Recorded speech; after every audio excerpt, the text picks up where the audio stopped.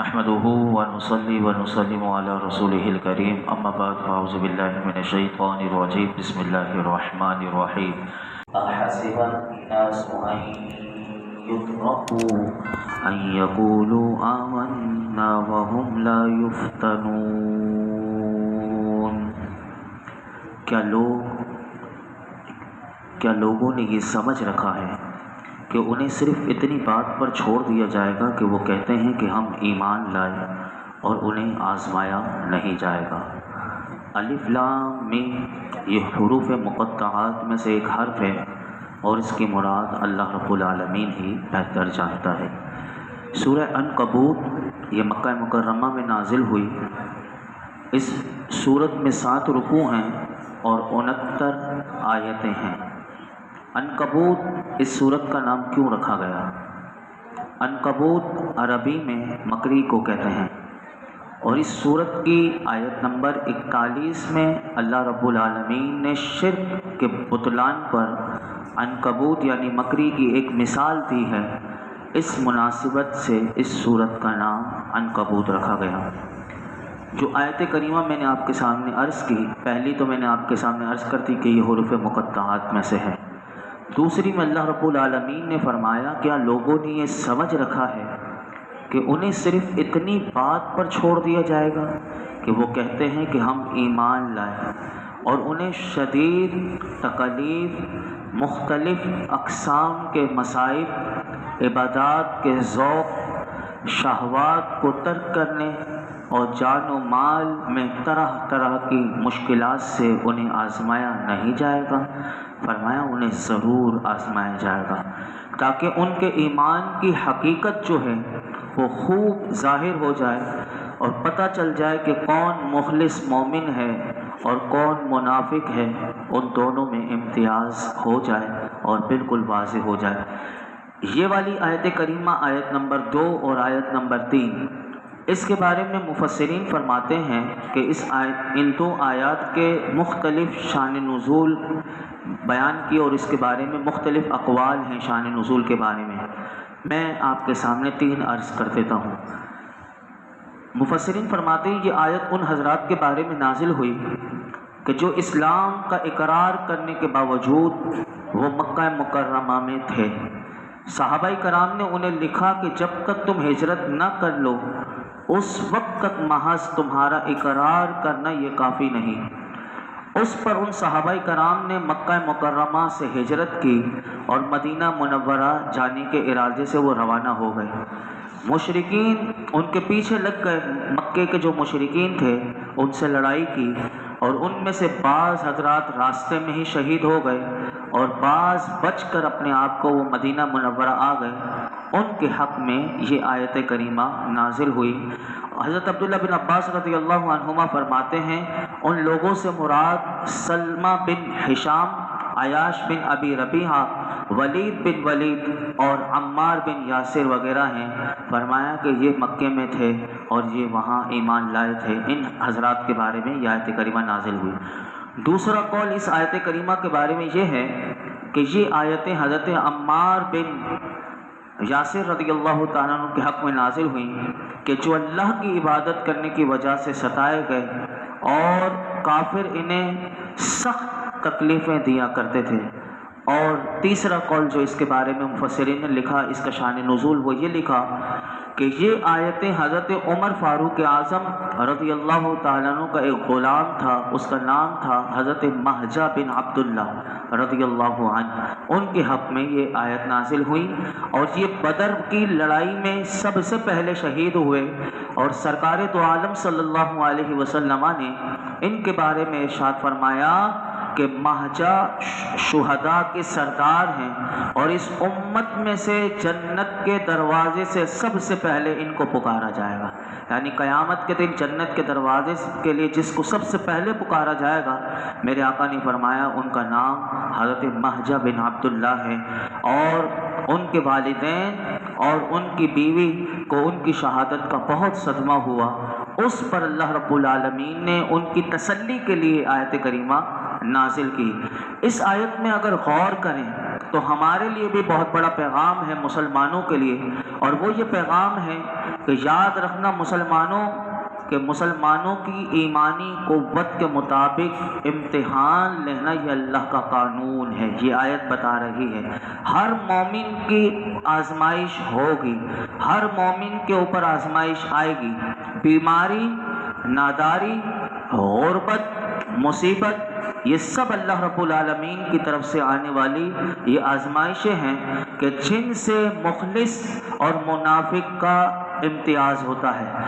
اس کے لیے میں آپ کے سامنے دو حدیث مبارکہ رکھتا ہوں، اس کے ثبوت میں سنیے۔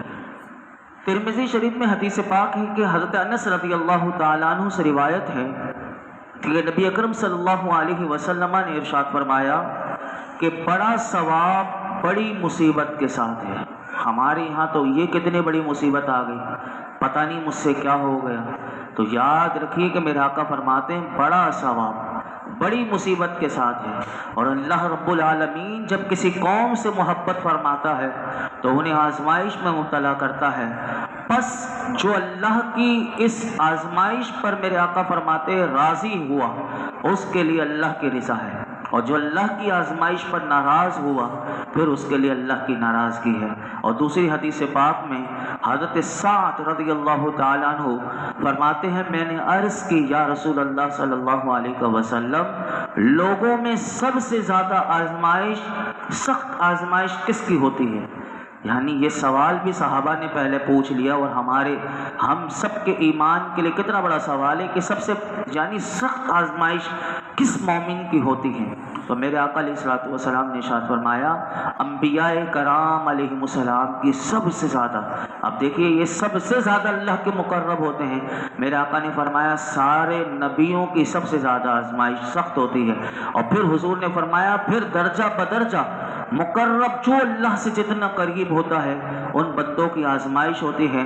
آدمی کی آزمائش اس کے دین کے مطابق ہوتی ہے، اگر دین میں جو آدمی جتنا مضبوط ہوگا اس کی آزمائش بھی اللہ کی طرف سے سخت ہوگی، اگر دین میں کمزور ہو تو فرمایا اس کے دین کے حساب سے آزمائش ہوتی ہے۔ بندے کے ساتھ یہ آزمائشیں ہمیشہ رہتی ہیں۔ اللہ اکبر، کیوں رہتی ہیں؟ سوال یہ آیا تو میرے آقا نے اس کا بھی جواب دے دیا، فرمایا بندے کے ساتھ یہ آزمائشیں ہمیشہ رہتی ہیں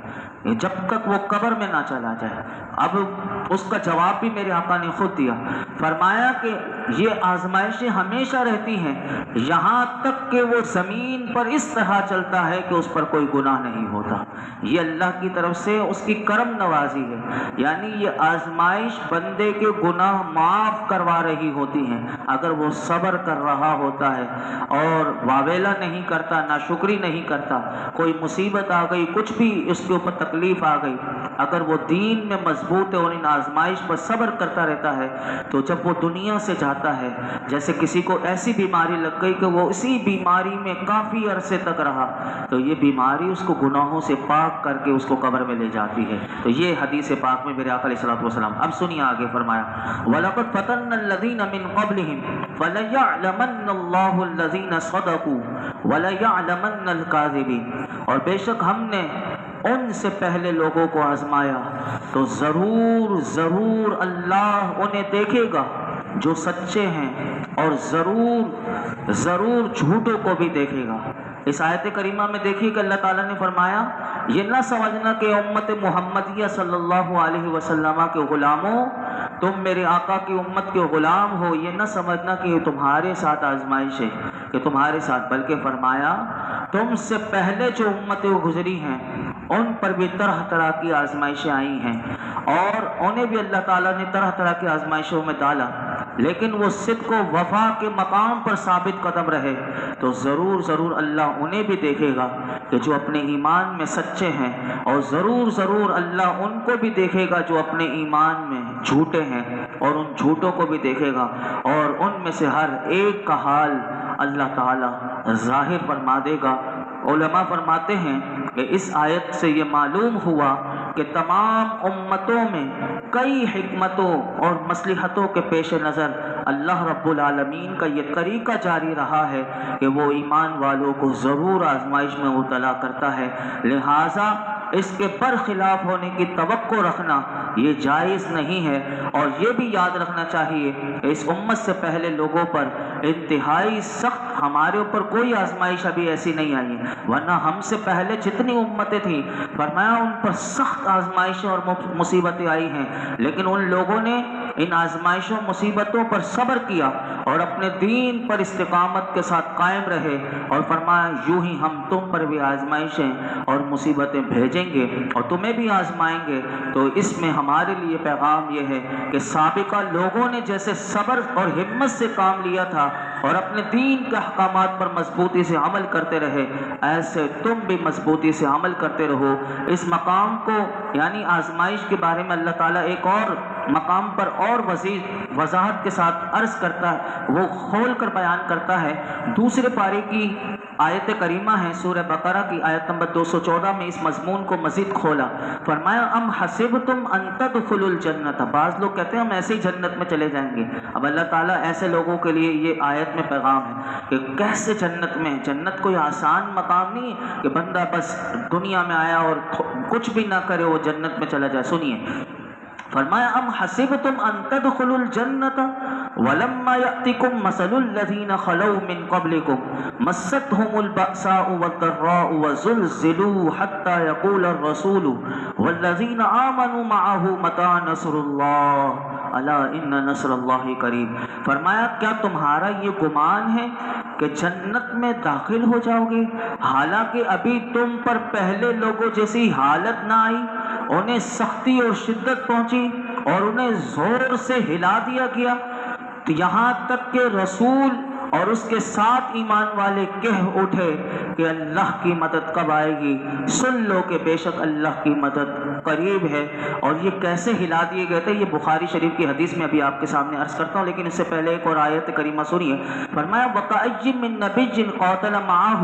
رِبِّيُّونَ كَثِيرٌ فَمَا وَهَنُوا لِمَا أَصَابَهُمْ فِي سَبِيلِ اللَّهِ وَمَا ضَعُفُوا وَمَا اسْتَكَانُوا وَاللَّهُ يُحِبُّ الصَّابِرِينَ۔ یہ سورہ آل عمران کی آیت نمبر 146 ہے۔ فرمایا کتنے ہی انبیاء نے جہاد کیا اور ان کے ساتھ بہت سے اللہ والے تھے، انہوں نے اللہ کی راہ میں پہنچنے والی تکلیفوں کی وجہ سے نہ تو ہمت ہاری اور نہ کمزوری دکھائی اور نہ وہ دوسروں سے دبے۔ اللہ صبر کرنے والوں سے محبت فرماتا ہے، یعنی آزمائش آئے تو ہمت نہیں ہارنی، کمزوری نہیں دکھانی اور کسی کافر سے دبنا نہیں۔ یہ بات اس آیت میں پتہ چلی۔ اب سنیے بخاری شریف میں صحابہ کرام پر جب آزمائشیں آئیں تو صحابہ کرام حضور کی بارگاہ میں آئے تو میرے آقا نے انہیں کیا پیغام دیا، سنیے۔ بخاری شریف کی حدیث پاک ہے کہ حدیث نمبر 3616 یہ نمبر ہے حدیث پاک کا کہ حضرت خباب بن الارت رضی اللہ تعالیٰ فرماتے ہیں ایک روز نبی کریم صلی اللہ علیہ وسلم کعبہ شریف کے سائے میں اپنی چادر سے تکیہ لگائے تشریف فرماتے، ہم نے حاضر خدمت ہو کر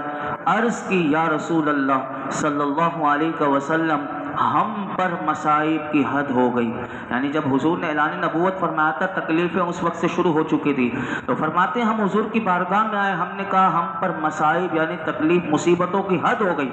آپ اللہ سے ہمارے لیے مدد طلب کیوں نہیں فرماتے